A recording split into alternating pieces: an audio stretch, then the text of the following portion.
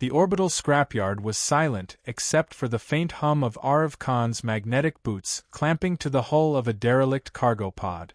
In the black stillness above Earth, thousands of dead machines drifted. Satellites without signals, shuttles with no crew, modules stripped of purpose. Arav had walked these graveyards for years, searching for forgotten treasures in humanity's discarded creations. Salvaging wasn't glamorous, but it kept him breathing and kept his small outpost stocked with air and food. He latched onto the pod's hatch and pried it open, releasing a puff of ancient, stale air into the void. Inside was the usual mess: broken power tools, corroded connectors, and shattered crates that had once carried supplies to Mars. But then something caught his eye, glinting faintly in the weak light of his helmet lamp. It was a small, rectangular object wedged between two rusted panels. He reached in and pulled it free. A phone.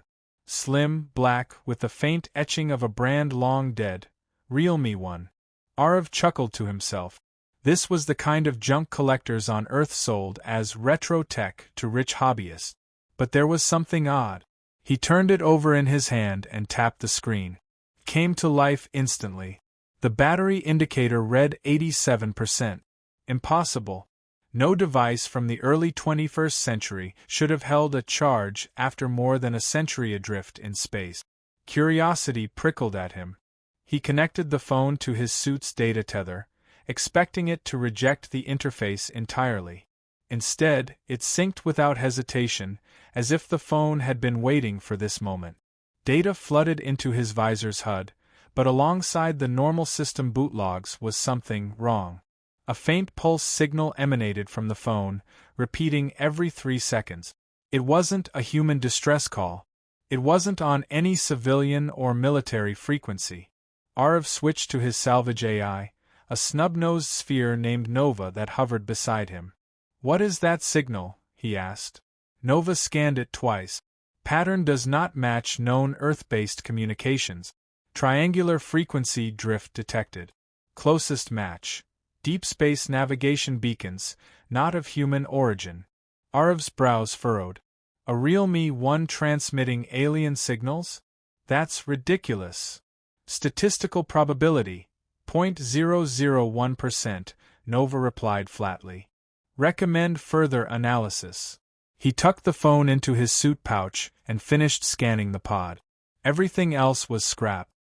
He kicked off gently, letting his thrusters carry him back toward his salvage skiff. The void around him was as quiet as ever, but that signal was now echoing faintly in the background of his comm feed, like a whisper in the dark. Back inside his skiff, Arav placed the Realme one on the console and ran a deeper scan. The signal wasn't broadcasting in all directions like a normal beacon. It was narrow, focused, as if aimed at a very specific point in space. Each pulse carried a data packet, compressed and encrypted far beyond civilian tech standard. He tried to decrypt it, but every attempt resulted in a corrupted string of symbols and coordinates he didn't recognize. Out of habit, he checked the phone's system logs again. The last recorded shutdown wasn't from a century ago, or even from the last decade. It was from 27 minutes before he found it. Arav leaned back slowly, his pulse quickening. Someone, or something, had activated this phone in the middle of the orbital scrapyard. Nova's voice interrupted his thoughts. Incoming data spike detected. The pulse signal has increased in amplitude by 3% since initial scan. Arav's instincts screamed at him to power it off, but another part of him wanted to know what it was calling out to. Salvagers lived on curiosity. It was the only thing that made drifting through the bones of human ambition bearable. He cross-referenced the coordinates embedded in the pulse packet with his NAV chart. The result made no sense. The signal's destination was an empty sector of space well beyond the Kuiper belt. No stations. No colonies. No recorded anomalies. Just cold, unlit void. Still, something about the signal bothered him. It wasn't random. It wasn't broken.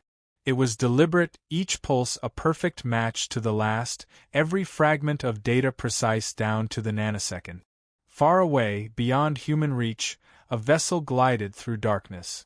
Its hull was black as shadow, its engines silent. Inside, the crew, a species that had never seen a human face, stared at a console displaying the pulsing signal. Their commander's eyes narrowed. "It's them," he said in his guttural native tongue.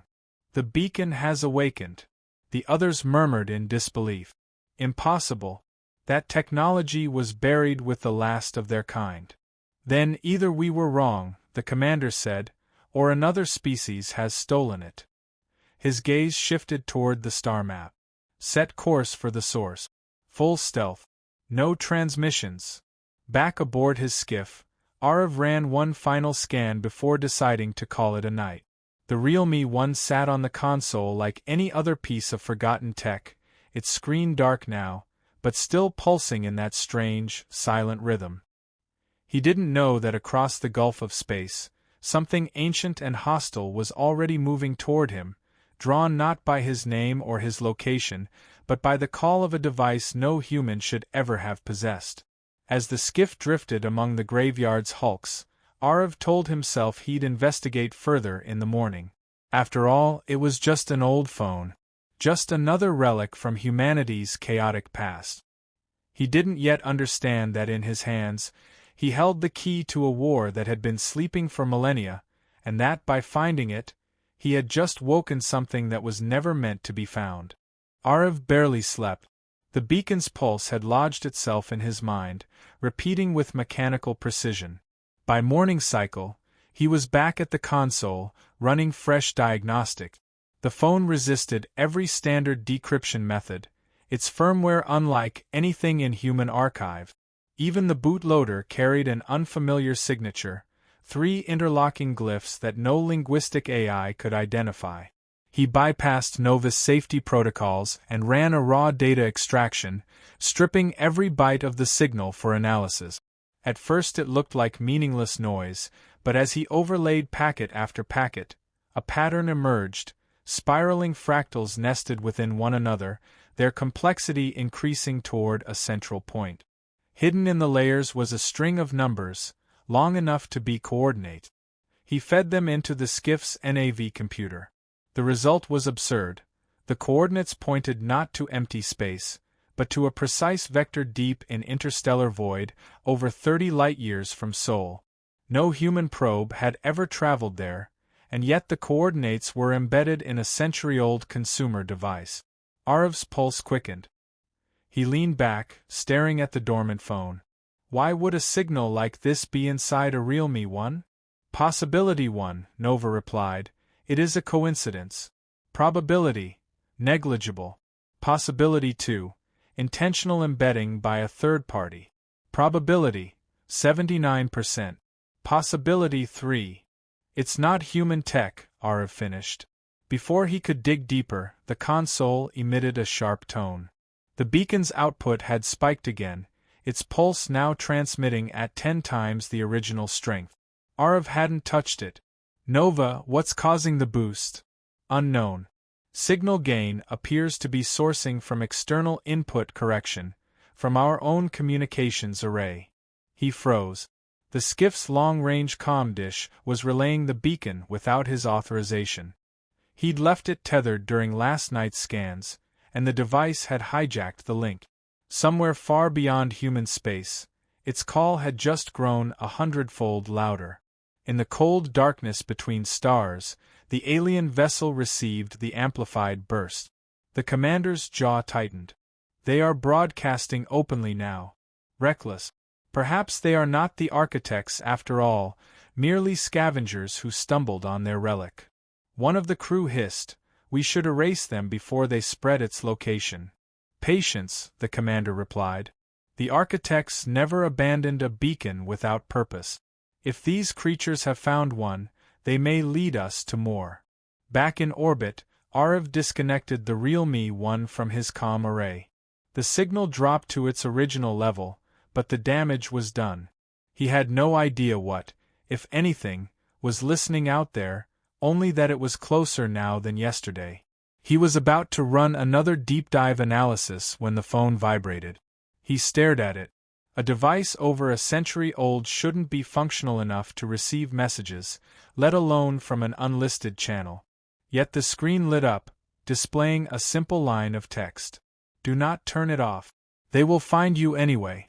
Arv's throat tightened. Nova, source of this message? No match in human networks. Signal origin cannot be triangulated. Encryption level exceeds military grade. He typed back a single word, who? The reply came almost instantly, not your enemy. Not yet. He didn't like the implication. Whoever sent it had access to the beacon and knew he possessed it. That meant they could be anywhere, and that their interest was personal. Determined to find answers, he dug into the phone's hidden directories. Buried beneath obsolete system apps was a locked partition disguised as a harmless gallery folder. Inside were corrupted image files, each containing fragments of metadata that didn't belong, bits of alien code, references to non-human encryption standards, and faint traces of a language no one on Earth spoke. One file contained a partial message log dated more than 100 years ago. The sender's name field was blank, but the content was clear enough. Test transmission stable. Signal masked in civilian network. Beacon will pass unnoticed. Arv's mind raced. The device wasn't just broadcasting. It had been deliberately disguised to look like a regular phone while transmitting something else entirely. That meant someone, human or otherwise, had hidden alien tech inside a consumer gadget and let it vanish into the flow of everyday life. The realization hit harder when he noticed the coordinates embedded in that old log weren't the same as the main beacons. They pointed to a different location, much closer to Earth, close enough that a ship like his could reach it in weeks. Nova processed the data.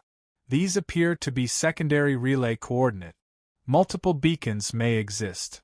Multiple, Arv repeated under his breath. If there was one hidden in a Realme one, there could be dozens scattered across human space, waiting silently. But the signal had already drawn attention. And somewhere in that vast darkness, ships older and deadlier than anything human had built were moving toward the source. Arv didn't know who had built the beacons, or why, but he did know this. Whatever they were meant to summon, humanity had never been meant to answer. He stared at the phone, feeling the faint, rhythmic hum of the pulse through its casing. It wasn't random. It was alive in its own way, aware of his presence. He wasn't sure if that awareness was friendly, but it was undeniably focused on him. Then Nova's tone changed, sharp and urgent. Gravitational anomaly detected on the outer edge of sensor range. Vector indicates inbound mass displacement consistent with cloaked vessel. How far? Arv asked. 2 hours at current speed. Estimated arrival, synchronous orbit with our position. Arv didn't need more explanation. The beacon had been heard. Whoever was coming had already locked onto him. In the alien ship's darkened bridge, the commander studied a three-dimensional projection of Earth's orbital scrapyard. One pulsing dot marked the beacon's exact position. We will retrieve it intact, he ordered. Do not harm the creature unless it resists. And if it resists? One crew member asked. The commander's eyes narrowed. Then we will learn how fragile it truly is. Arv shut the Realme one in a lead-lined case, hoping it would dampen the signal. But deep down he suspected it wouldn't matter. The device was doing exactly what it had been designed to do, draw something in. The only question now was whether he could figure out its true purpose before whatever was answering arrived. The lead-lined case didn't stop the inevitable. The anomaly closed in, growing clearer with every passing minute. Arv's sensors caught fleeting distortions, a shimmer against the stars, like a heat mirage in the void. Then the shimmer hardened into an outline, and the outline became a shape.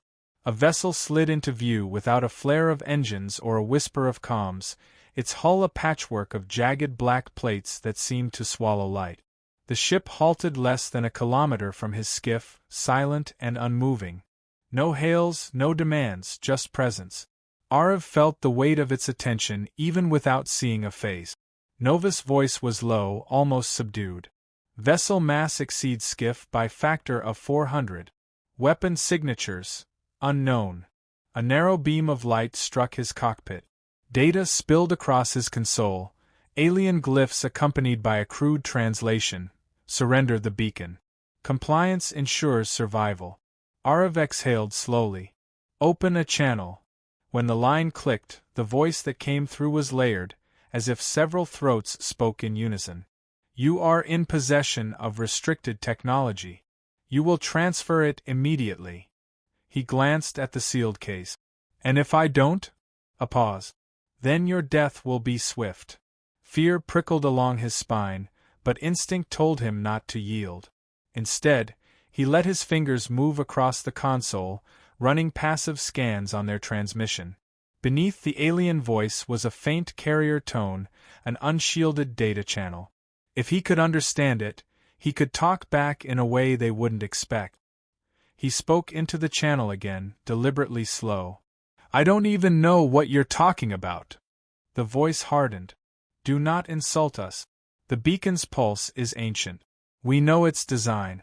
You have no right to possess it. While they spoke, Arav routed the Realme 1's signal through a diagnostic buffer, forcing it to mirror the frequency patterns in the alien's carrier tone. Nova caught on immediately. Attempting command code mimicry? Exactly. If they can send orders through that tone, so can I. The alien ship launched a small craft, a needle-shaped pod gliding silently toward his skiff. It wasn't armed, at least not visibly, but Arav had no illusions about its purpose. They meant to board. He fed the Realme 1's beacon signal into his mimicry program, overlaying the alien tone with subtle variations. Each variation was a guess. Bits of structured noise that might mean nothing or might mean open hatch, power down weapons, shut off engines. He had no way to know which, if any, would land. The pod latched onto his hull with a metallic thud. He could hear the faint vibrations of a docking collar sealing. Then, silence.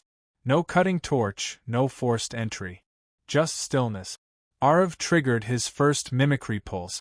The Realme 1 vibrated faintly in its case as the signal fired into the void. Seconds later, the alien pod drifted back from his hull, its docking collar disengaging without warning. Arav smiled faintly. One of the guesses had hit something important. The alien voice returned, sharper now. Cease all transmissions. You do not know what you are doing. He ignored the warning. The mimicry sequence was working, and now he aimed it directly at the larger vessel's systems. Every pulse from the Realme 1 carried another fragment of falsified command, tiny disruptions that, if layered correctly, could cascade into chaos.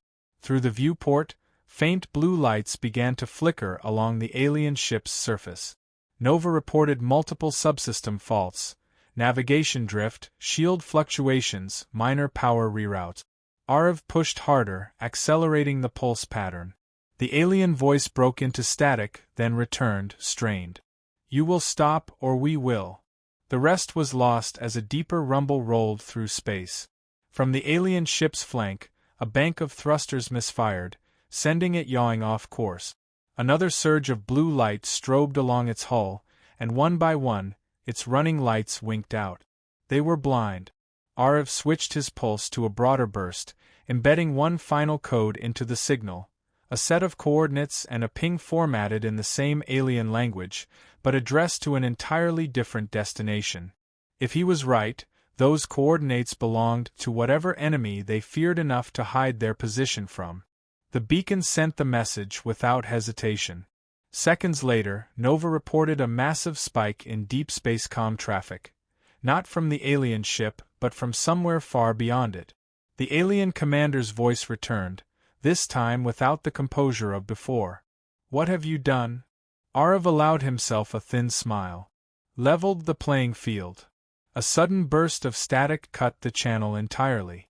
The alien ship's engines flared for the first time, a silent blaze of retreat as it broke orbit and fled toward deep space. Whatever he'd summoned, they didn't want to be here when it arrived. His skiff drifted quietly in their wake, the Realme 1's pulse returning to its steady, original rhythm. Nova's tone was clinical, but Arav thought he heard something like approval in it. You have successfully disrupted a vessel with superior technology using improvised code injection. Outcome: survival. Arav unsealed the case and stared at the phone. Not just survival, he said. Message sent. Because somewhere out there, an entirely different force now knew about the beacon, and if the aliens were afraid of them, they might be exactly the kind of ally, or threat, humanity needed to understand. Either way, the galaxy now had Arav Khan's name written into it, carried on the pulse of an ancient signal hidden inside a piece of obsolete human tech. The alien ship was gone, swallowed by the darkness between stars, but Arav knew it wasn't over. Retreat didn't mean surrender, it meant they'd return better prepared. Whatever message he'd sent through the beacon had bought him time, but not safety. The Realme 1 rested on the console, its faint pulse steady again, as if nothing had happened. Nova ran a scan and confirmed what Arav already suspected. The signal was still active, unchanged, unhidden. Whoever the beacon was truly meant for would still be able to follow it. He plugged the phone back into the skiff's core and began pulling apart the partitions he hadn't dared to touch before. The earlier encryption had been dense, but this layer was something else entirely, a recursive lock that rewrote itself every time he came close to breaking it. It took hours, each attempt followed by a brief reset before the algorithm shifted again. On the 12th cycle, the lock faltered. A flood of files spilled into his system, far more than the device's storage should have been capable of holding. They weren't human in structure. No familiar file extensions, no metadata his software could read, but Nova parsed them into a rough visual format. What appeared on his screen wasn't text. It was a map. The galaxy sprawled before him in intricate detail, marked with faint white points. Dozens of them, scattered across every spiral arm, each marked with a glyph identical to the one burned into the beacon's firmware. Some were deep in alien-controlled territory, others in unclaimed void, and one, closer than all the rest, was less than 5 light-years from Earth. These are relay points, Nova said. The beacon is not unique. Arav studied the nearest marker. If there's one here, there could be more in human hands without anyone realizing. Before he could plan his next move, the phone vibrated again. Another message appeared, same untraceable origin as before. You've made enemies. But you've also made us aware of you. A second message followed immediately. The others will not stop. You can't destroy the beacon. But you can choose where it calls. Arav typed quickly. Who are you? This time, the reply took longer. The ones who built the network. Not for them. For those who will fight them. The words hit hard. The beacon wasn't a weapon or a trap, it was a signal for allies. Whatever species had built it had hidden it among younger civilizations, waiting for the moment when the right kind of mind found it. The alien ship that had confronted him hadn't been its master, they'd been its predator. And now that predator had marked humanity. The final message came without prompting. Only humans ever broke the code. That's why we left it for you. Arav stared at the screen. Only humans. Not because they were the most advanced, but because they were the most stubborn, most willing to tear apart something they didn't understand just to see what was inside. It was a dangerous kind of curiosity, the kind that could either unite or doom an entire species.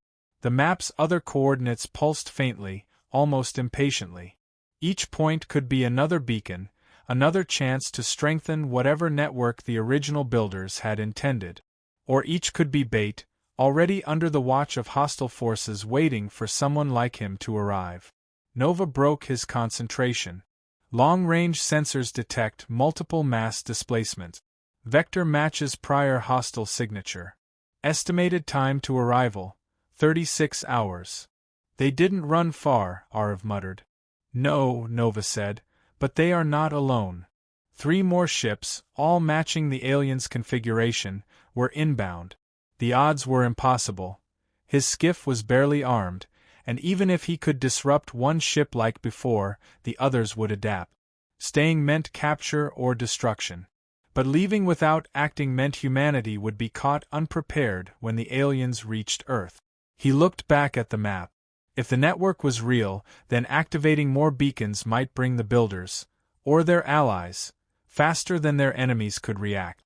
The nearest relay was close enough for his skiff to reach in time. But if he left now, he'd be committing humanity to a galactic fight it didn't even know existed. He opened the case, took the Realme 1 in his hands, and connected it directly to the skiff's NAV core. The beacon's pulse merged with his thruster calculations, aligning their trajectory with the closest coordinate. It was reckless. It was dangerous. But it was the only move that felt like progress. Nova ran silent diagnostics as the skiff's engines warmed. "You are acting without certainty of outcome." "Exactly," Arav said. "That's why it might work." As the ship banked away from Earth's shadow, the Realme 1's pulse quickened slightly, matching the rhythm of the engines, as if the device understood the choice he'd made. Behind him, somewhere in the dark, hostile ships were closing in. Ahead, a point of light marked his destination, a dormant beacon that might hold the difference between survival and extinction. The stars blurred as the skiff's drive engaged. Somewhere beyond human charts, other pulses would be waking, other coordinates lighting up, and other hands, alien or otherwise, would be turning toward the same goal. Arav knew he wasn't just running. He was stepping into something vast, ancient, and far more dangerous than he'd imagined when he'd first pulled that phone from the wreckage. For the first time since this began, he wasn't afraid.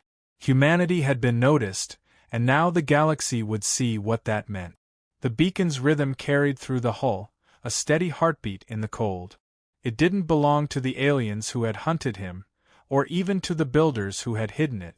It belonged to him now. And through him, to every human who'd ever looked up at the stars and wondered what was out there, and what they'd do when it found them.